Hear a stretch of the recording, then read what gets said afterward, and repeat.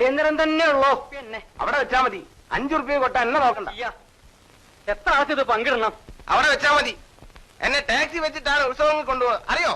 ഉള്ളതുകൊണ്ട് ഞാൻ പങ്കുവെക്കാൻ. അപ്പോ നാളെ ഉറപ്പൂജ കഴിഞ്ഞാൽ ഞാൻ പോവാൻ. എന്നാ മടക്കം? മടങ്ങണില്ല. വല്ല കിളയ്ക്കാനോ തേവാനോ പോയാൽ ഇതിലധികം ലഭ്യമുണ്ട്. എനിക്ക് 2 റുപ്യ വേണം. ഭഗവതി എന്ന് വിചാരിച്ച് നടന്നോ?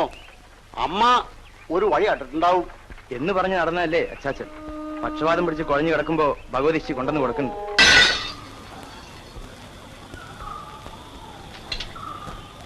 തൂക്ക്. ഇതോ എന്താ ഓട് മോശാണോ?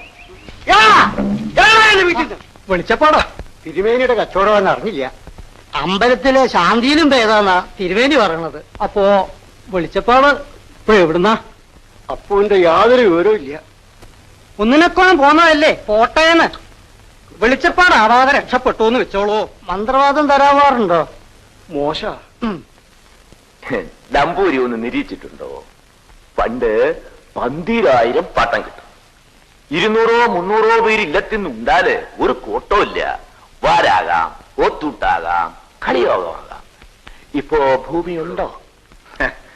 അപ്പൻ കൂടി എതിരായിരുന്നു. റബ്ബർ വയ്ക്കുക, ബസ് ഓടിക്കുക, ഇതൊക്കെ നമ്പൂരാർക്ക് പറ്റുമോ എന്നൊരു ശങ്ക. പറ്റും, അതിശയായിട്ട് പറ്റും. ഞാൻ നേരത്തെ കണ്ടു. മറ്റുള്ളവർ കാണുമ്പോഴേക്ക് ഭൂമി കുടിയാന്റെ കയ്യിലായി.